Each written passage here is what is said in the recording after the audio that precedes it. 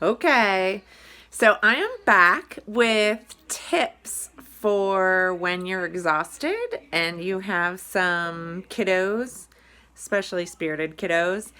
And I have a couple of clients who are pregnant and needing some ideas just to get through that first trimester or sometimes the third trimester when you have younger kids in the house.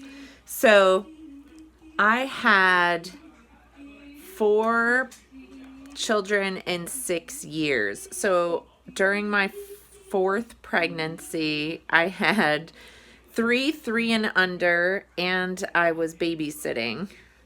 I know it's crazy to think. At the same time. So I sometimes just needed ideas where I felt like I was still there and trying to connect with my kids, but didn't take tons of effort. All right, so here are some of my top ideas for activities that you're there and semi participating in, but don't take tons of effort from you. My first is makeovers. Now, you have to be a little bit daring like I was, but I was so exhausted that that was worth it to me. So I would get face paint, or sometimes if I was brave, even makeup, but usually face paint. And I would let them make me over into whatever they wanted. And sometimes it was Picasso-esque, and sometimes it was animals and whatever it might be. But they had so much fun, and they felt like mommy was still paying attention to what they were doing, and it really was very little effort for me. I literally could sit with my legs up and have a cup of tea and let them paint my face, and they did. My second thing is along those lines. We got really into, quote, tattoo studios. So I would take washable markers and I would let them tattoo my legs or arms, and each kid could do a different, or they could work together. And that was just easy. And there was not a lot of cleanup other than me taking a shower, which I did anyways. So it's my next tip. Then I did, and some parents don't like this, but I did edible Play-Doh. So there was a recipe out there for peanut butter Play-Doh. I guess if your kids are not allergic to peanut butter. And what I loved about that was for the littles, I didn't have to worry. They could also like make edible stuff and pretend they were chefs. We could use their, wooden kitchen stuff, and it was easy to clean afterwards. We could use kitchen sets, and they could actually eat it. Or I would even let them do crazy things. So as long as they were in the kitchen, I would let them do things like throw the peanut butter little balls at targets at the wall, because it was easy to clean up. And the peanut butter, as opposed to regular Play-Doh that gets like in places and then gets hard and it's hard to clean up, the peanut butter Play-Doh, because it's made out of peanut butter and has oil in it, was relatively easy to clean up. Big fan of that. My next favorite thing was making bath time art time. So sometimes I would just take watercolors. Sometimes you could even make your own bath paints if you add cornstarch, and it makes kind of like an oobleck, and then add some either watercolors, start with that, and then add the cornstarch, or some people even do food coloring. I'm not a fan of food coloring because I feel like that stains, but if you're brave, go for it.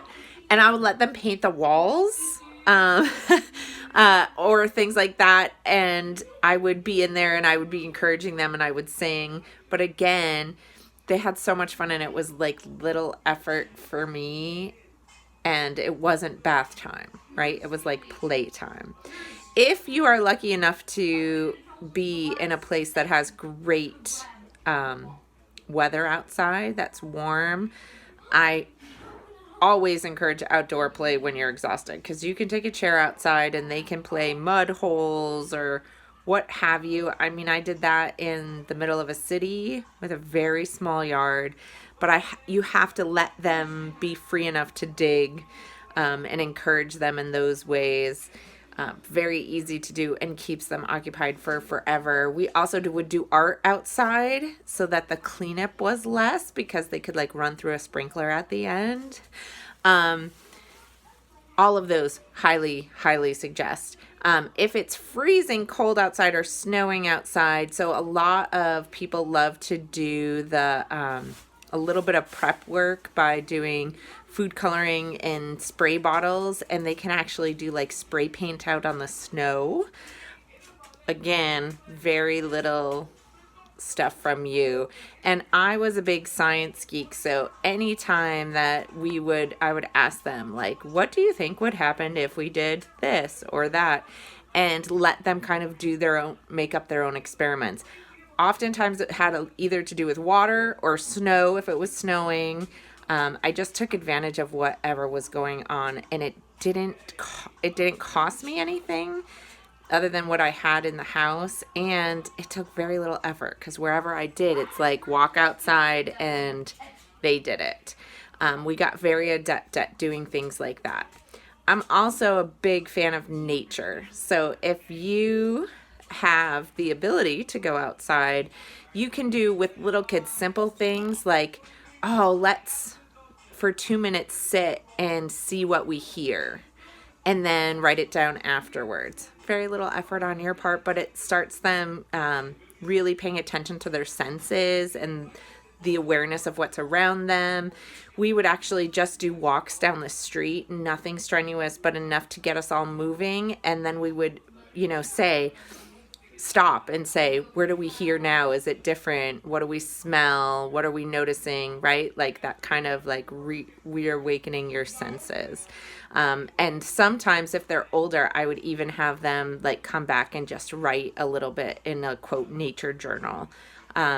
Just the beginnings of really easy stuff that they really enjoyed doing. Arts and crafts are always a big one, but they take a lot of cleanup, and if you're exhausted, can be hard. So anytime you can minimize that, either by being outside or in the bathtub, I highly recommend it. There was one other one that I really loved that I thought of, and then it left my head, so I might come back. If you are part of my group subscribers on my Facebook group, I'll post this in there. We can have a discussion below this about the different activities that you suggest, especially if you were pregnant with a second, third, or fourth, or fifth or more pregnancy that really helped you when you were exhausted. And if you're not part of my group subscription Facebook group, please check me out at www.bestselfbesthealth.com. I have some tips and tricks on there. I have links to some of my blogs and all of the services that we provide, as well as links to our social media accounts. So I hope you enjoyed this. I hope that if you have littles and are tired either from work or from pregnancy, that it helps you a little bit, give you some ideas that are less effort for you, but still keep you engaged and feeling connected to your kids when you're really exhausted. Remember that I truly believe that you can flourish from within, and if you need support, make sure you find it, whether that's with me or elsewhere. Have a great day.